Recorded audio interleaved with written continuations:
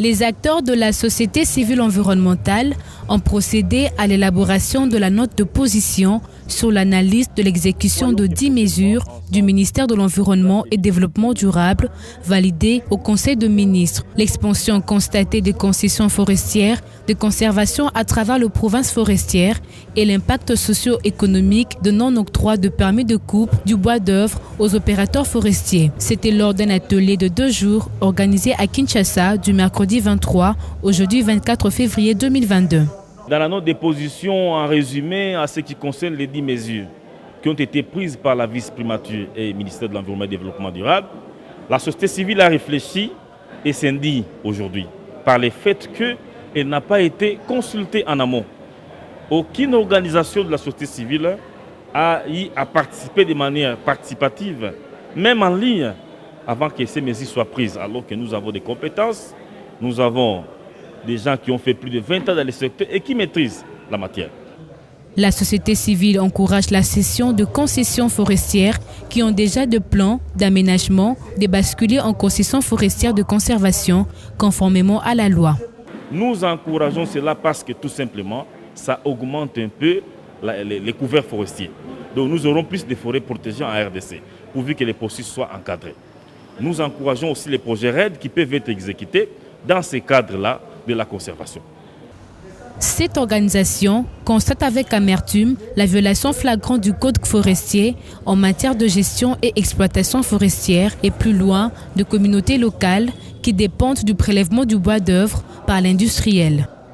Et par rapport à la délivrance des permis, la société civile demande tout simplement une fois de plus à la ministre, à la vice-ministre et ministre de l'Environnement et du Développement durable de pouvoir signer pour qu'il n'y ait pas des impacts négatifs que nous avons constatés. Parce que si ces permis de coupe ne sont pas délivrés, les impacts socio-économiques sont énormes. Et même dans la caisse de l'État, les impacts sont là, négatifs.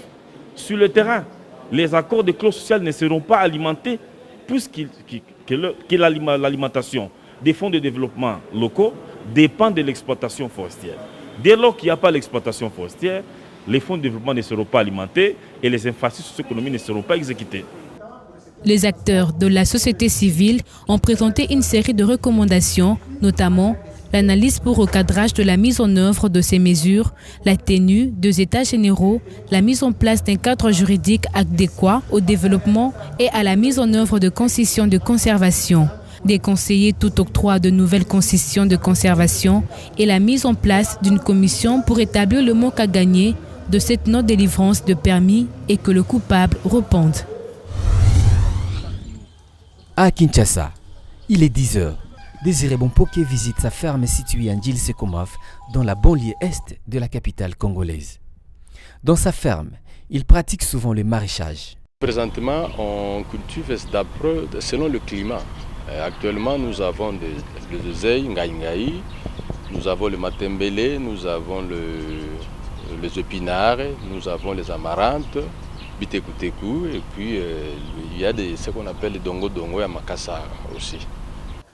Aux côtés du maraîchage, Désiré pratique aussi le levage de menu bétail. Il nous fait visiter sa petite porcherie aménagée dans les bas-fonds.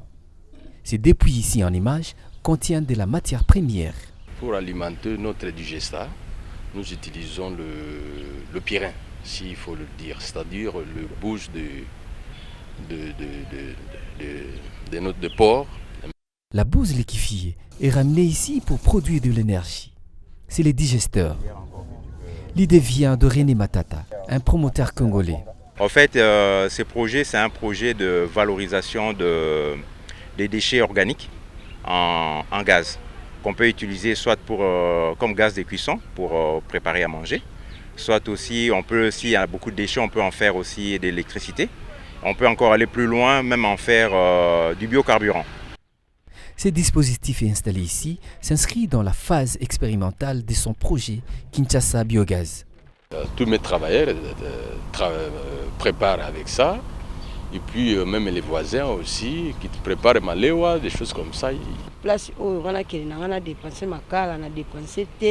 J'ai dépensé beaucoup pour la cuisson. Avec ces réchauds à gaz, je ne dépense plus rien. Et c'est rapide. Depuis plus de 2 ans, René nourrit des ambitions nobles, celle de valoriser le déchet ménager de Kinshasa. La métropole en produit en moyenne 5000 tonnes le jour. La grande vision, c'est qu'on puisse vraiment contribuer à la culture des tri, des déchets. Et ça, c'est vraiment quelque chose qui me tient à cœur, que demain ou dans 5 ans, dans 10 ans, qu'on commence réellement à trier les déchets et à valoriser surtout la partie organique. Une fois les gaz extraits, le reste des déchets liquides est récupéré dans ces bassins. C'est le digesta, riche en urée, utilisé à son tour comme engrais organique dans ces plates-bandes. Dans la ferme désirée, rien ne se perd, rien ne se gagne, mais tout se recycle dans le respect de l'environnement. À l'occasion de la célébration de la 16e journée du Nil, le 22 février en Tanzanie, les sociétés civiles du bassin du Nil se sont réunies pour parler des opportunités et des défis du Nil autour du thème « Le fleuve Nil, notre héritage pour la paix et le développement ». Il était question d'échanger sur des expériences, des idées relatives à la gestion du développement durable, des ressources connexes dans ces bassins au profit de tous les pays concernés. La journée du Nil qui nous rassemble aujourd'hui est une journée spéciale. C'est un engagement que nos pays avaient pris depuis le 22 février 1999 ici à Dar es Salaam. L'engagement devrait toujours à l'unisson pour que le fleuve Nil soit pour nous un sujet de paix et non un sujet de conflit. Nous connaissons tous l'importance de l'eau dans notre vie. Dans ce mot de circonstances, la vice-premier ministre et ministre de l'Environnement et du Développement durable de la RDC est revenue sur la problématique qui se pose dans le nord du bassin du Nil, celle liée à la disponibilité de l'eau nécessaire pour tous. Elle a réitéré la proposition de solutions selon des recettes congolaises.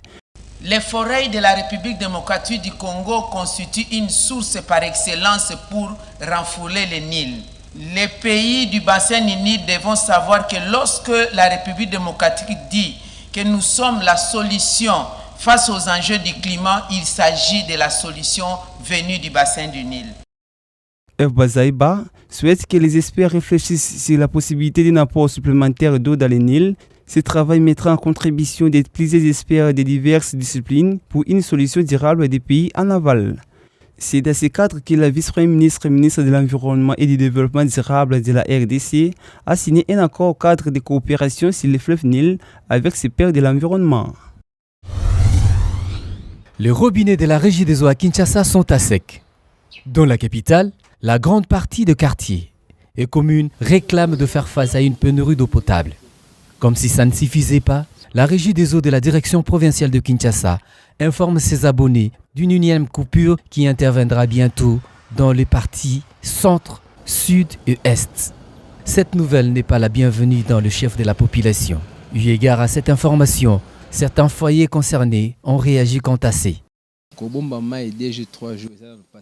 Avoir un réserve pour 2 ou 3 jours, ça ne nous arrange pas. D'ailleurs, cette eau, on la pousse avec beaucoup de difficultés.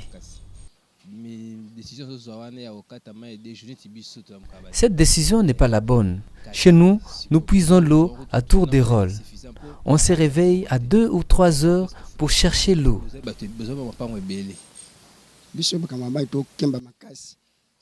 Surtout nous à Bakadjouma et à Kawele, nous achetons un bidon à 1000 francs. Nous traversons le poids lourd tard la nuit pour aller chercher l'eau. Cette situation nous fait souffrir. Aidez-nous. Installez-nous les robinets ici également à Bakadjouma et Kawele où nous vivons. Il n'y a pas l'eau, tandis que l'eau c'est la vie. Sans l'eau, on vivra comment ?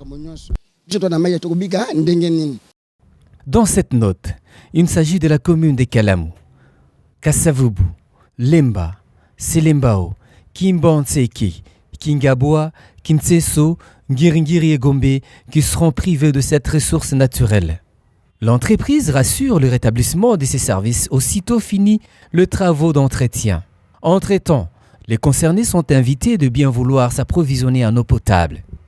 La régie des eaux renseigne également que suite aux travaux, l'avenue du tourisme va devoir rester totalement fermée pour toute fourniture du 25 au 27 février.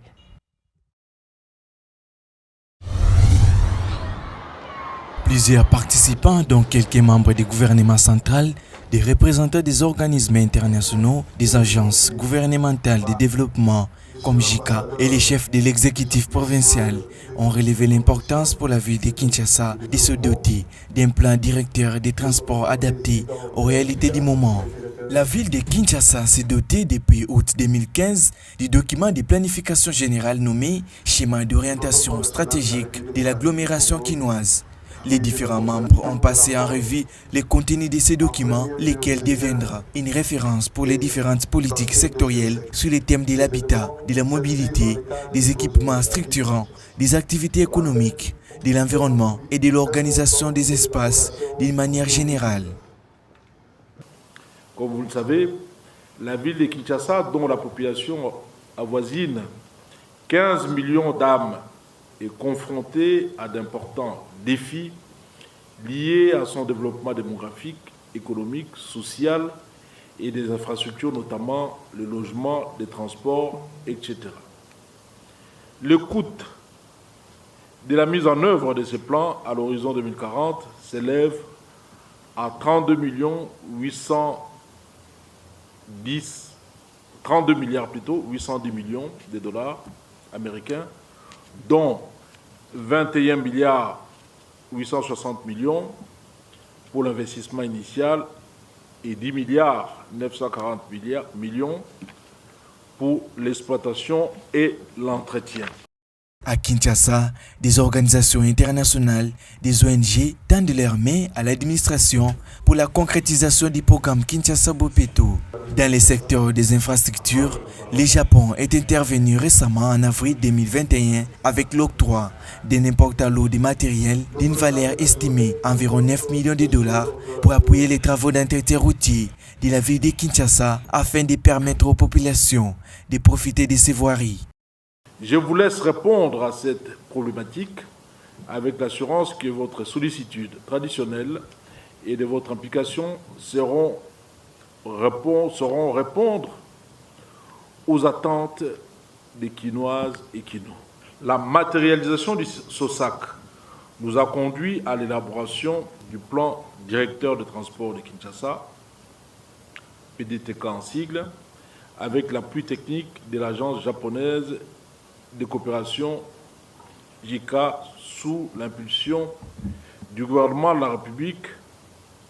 Au cours de cette conférence qui sera suivie d'une table ronde, la levée des fonds est estimée à plus de 30 millions de dollars américains pour couvrir l'ensemble de la mise en œuvre de ces projets. Ce projet connaîtra un apport considérable du Japon ainsi qu'à l'horizon 2040, la configuration du secteur des transports dans la ville de Kinshasa aura subi une cure de modernité adaptée aux réalités démographiques et économiques.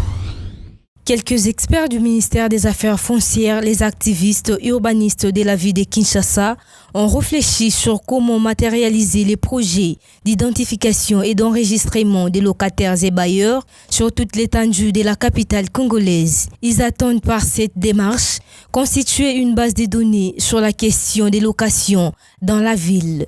L'exécutif provincial de Kinshasa a accepté l'offre de la société OCAB RDC d'accompagner la ville dans la réalisation de cet objectif par la numérisation des contrats de bail. La société OCAB va doter la ville du matériel et logiciels nécessaires qui aideront les services d'habitat de 24 communes de Kinshasa à enregistrer par voie numérique les contrats de bail ou les livrets de bail selon les cas. Dans la pratique, la société OCAB qui a arraché ces marchés va doter la ville du matériel et logiciels nécessaires qui aideront les services d'habitat des 24 communes de Kinshasa à maximiser ses recettes pour se doter des moyens de son développement. La ville de Kinshasa s'en va en campagne pour identifier et enregistrer les locataires et bailleurs en se servant des nouvelles technologies de l'information adaptée que OCAB met à la disposition du pays. Les contrats de bail sont une source importante de réalisation de recettes car les assujettis à l'impôt sur le revenu locatif sont nombreux et s'ils s'acquittaient régulièrement de cet impôt, la ville disposerait des moyens de sa politique. Cette numérisation est reprise dans l'arrêté ministériel numéro 00115 du 13 juillet 2021 qui modifie celui du 11 décembre 2018 portant instauration des contrats de bail type et un livret de bail type en RD Congo. Pour ce faire, des équipes déjà formées seront larguées d'abord dans la commune de la Gombe qui servira de commune pilote pour ce travail.